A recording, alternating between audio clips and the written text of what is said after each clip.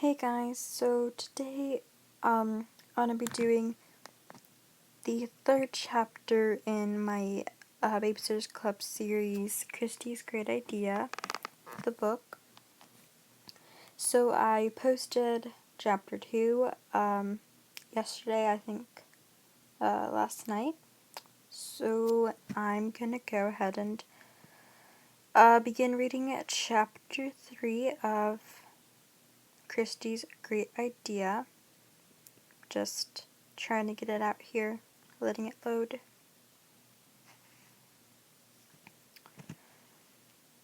Okay, so let me go all the way to chapter 3. Okay,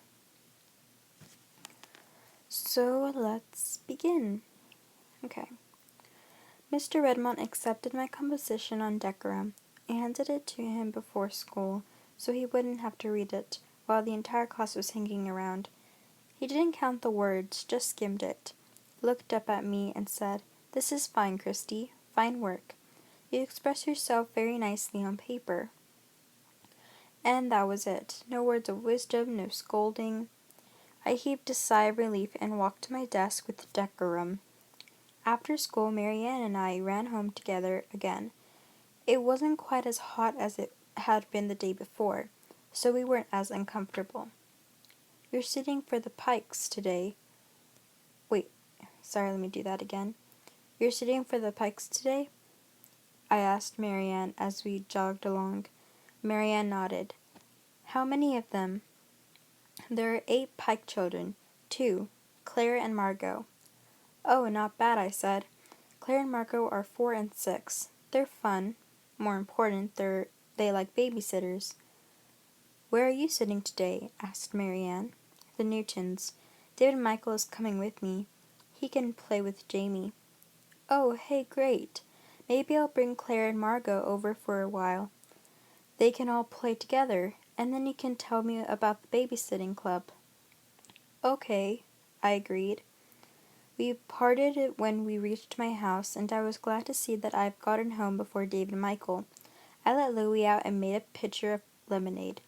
At 3:30 sharp, David, Michael, and I were standing at the Newtons' front steps. Punctuality is an important part of babysitting. I have never once been late for a job. My customers appreciate that. I let David and Michael ring the bell. In a few seconds, the front door was flung wide open. "Hi, hi," exclaimed Jamie. Jamie is 3. David and Michael gave me a look that said, "I have to play with a 3-year-old who goes hi, hi." I patted David Michael on the back. "Hi, Jamie," I replied. "Look," he exclaimed as we stepped into the Newtons' front hall. "Look what I got." He held out a little doll in an army uniform. "It's a G.I. Joe." "Really?" said David Michael, suddenly interested. "Yep," said Jamie proudly. "Got any others?" asked my little brother. "Sure," replied Jamie. "Come on." The boys ran off. Mrs. Newton greeted me from the kitchen. "Thank goodness for G.I. Joe," she said. I smiled. "Sorry about David and Michael, but it looks like it'll work out okay. I never like to impose on my clients." "I'm sure it will be fine, Mrs. Newton." Mrs. Newton patted her bulging stomach. "Jamie better get used to other children." "How long until the baby's due?" I asked. "About 8 weeks." I sighed. "Oh, I wish it would hurry up." "You wish?" Mrs. Newton gave me the instructions for the afternoon. "Just the doctor's appointment and a few errands," she reminded me. "I should be back by 5:30. "Okay, 5:30, I repeated. As soon as she was gone, I called Marianne at the Pikes. "Come over whenever you want to," I said. The Pikes just live a few doors away, so Marianne showed up in 10 minutes. She was pulling Claire and Margot in a red wagon. "Hi, hi," Jamie greeted them cheerfully. "Hi, hi," Claire, the 4-year-old, replied. David, Michael, and Margot eyed each other suspiciously. They hadn't played together much, and David Michael was wary of any little girl, especially one who wasn't in his class at school. We took the kids out back to Jamie's swings. When they were playing happily, Marianne said, "So what about the babysitting club?" "Well," I replied, I thought we could get together with a couple of other girls who babysit and form a club, sort of like a company. We were interrupted by a thump and a wail. Jamie had fallen off one of his swings. He started to cry. Oh, I ran to him and checked him over. No bumps, no skinned knees. Where does it hurt? I asked him. He pointed to his tummy, then let his hand drift to his knees, and finally up to his head. Everywhere? I suggested. He nodded miserably. Maybe we better go, said Marianne, rounding up Claire and Margot. Okay, I replied. Listen, why don't we tell Claudia the idea? Let's go over to her house when we're done sitting. She'll be back from her art class then. Okay, see you. Inside I gave Jamie a cookie, and he and David Michael played with the G.I. Joes and then watched Sesame Street on TV. Jamie's accident was long forgotten by the time his mother came home. Mrs. Newton paid me and I ran to my house, leaving David Michael with Sam, and then ran across the street to Claudia Kishi's. Recently, I haven't felt quite as comfortable visiting Claudia as I used to. This year, she had to go and start growing up faster than us. She's wearing a bra, and the way she talks, you'd think boys had just been invented. She acts like all the guys in the 7th grade aren't the same goony boys they were last year. Last year, the boys were saying, "Want some ABC gum?" and then handed us the gum out of their mouths, saying, "It's already been chewed. Get it?" and laughing hysterically. Last year, the boys were giving us snoogies on our arms and throwing spitballs at us. Last year, the boys were pulling our chairs out from under us when we stood up to answer questions. This year, if you listen to Claudia, the boys are heroes. Personally, I don't see any change. I rang the Kishi's bell.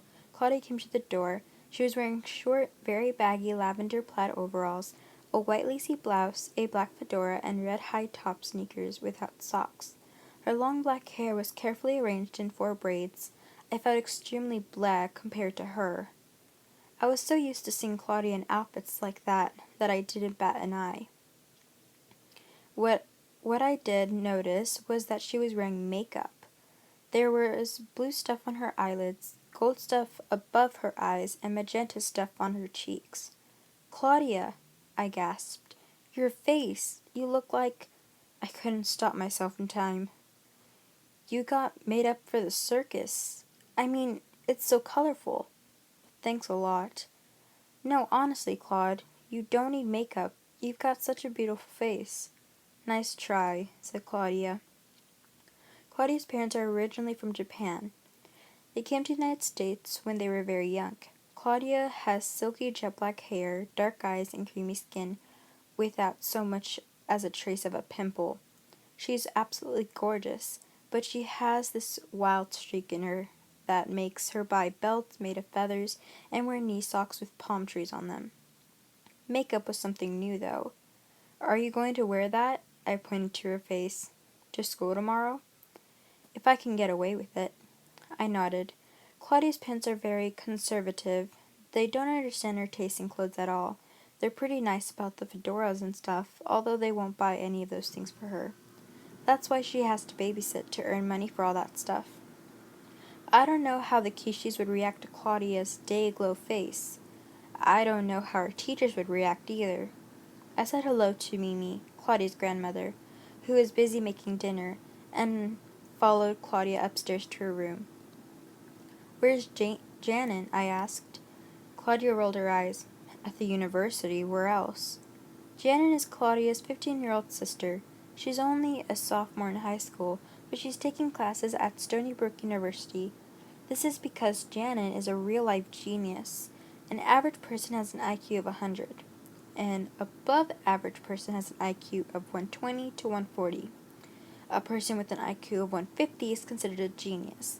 Janet's IQ is 196. Sometimes she makes me want to barf. She almost always makes Claudia want to barf. She thinks she knows everything. Actually, she does.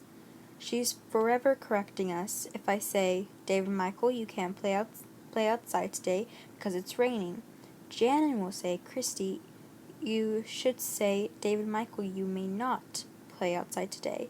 If you say he can't, it means he's physically unable to, and that's not true. What you mean is that he does not have permission to play out of doors.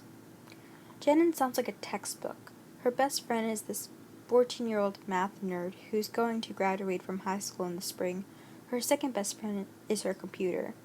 I'm sure it's because of Jan that Claudia concentrates on art and is a terrible student. I was relieved to hear that Janet wasn't home. Claudia and I plopped down on her bed. Mary Ann'll be here in a few minutes, I said. I have this really great idea that I want to tell both of you about. Claudia's eyes lit up. What is it? A babysitters club, I announced. A babysitters club? She squealed. Yeah, I'll explain it all when, just then the doorbell rang. Claudia thundered down the stairs, yelling, I'll get it. She flung open the front door and hauled Marianne up to her room. I like clubs, she exclaimed. Tell us your idea. Well, it all started last night, I began. I told them how Mom had to call nearly everyone in Stony Brook, looking for a babysitter, and how long it had taken, and how bad David Michael had felt. So I thought we could sort of join together. We all babysit anyway. We could advertise ourselves and get more customers. We should meet a few times each week and tell our customers what those times are. Then they can make one call and reach a whole bunch of us at once. And if, like, Mrs. Pike wants 2 sitters, she'll only have to make one call. I explained everything else I had thought of and wound up with. Okay, here are 2 things to think about. 1. Where should we hold our meetings? And 2. Who else could we ask to join? I can answer both questions, said Claudia. We should hold the meetings here because I have a phone in my room. Oh, terrific, I exclaimed. I had been hoping Claudia would suggest that. And I know someone who might want to join the club. Who? Marianne and I asked. She's new. She just moved to Stony Brook. She lives right over at Fawcett Avenue. And she's in my class. Her name is Stacy McGill. Well, okay, I said slowly. Of course we'll have to meet her. Oh, sure, you'll really like her. She's from New York City, Claudia added. I was impressed. I could tell Marianne was too. She opened her eyes wide. I wonder why her family wanted to leave there to come here, she said. Claudia shrugged. Don't know, but I'm glad they did. Stacy's really cool. Marianne and I glanced at each other, not sure that this was a good sign. What's everyone doing tomorrow afternoon? Asked Claudia. Can we meet then? If it's at 5:30 again, said Marianne. I have to babysit before then. We agreed to meet late the next afternoon, and that was how the Babysitters Club officially began. So that's the end of Chapter 3. And then in the next read-along, I guess, we'll start on Chapter 4. So I really hope you guys enjoyed Chapter 3. So I hope you guys are getting interested more into the book, I guess. So yeah, and I'll see y'all in the next video. Bye guys.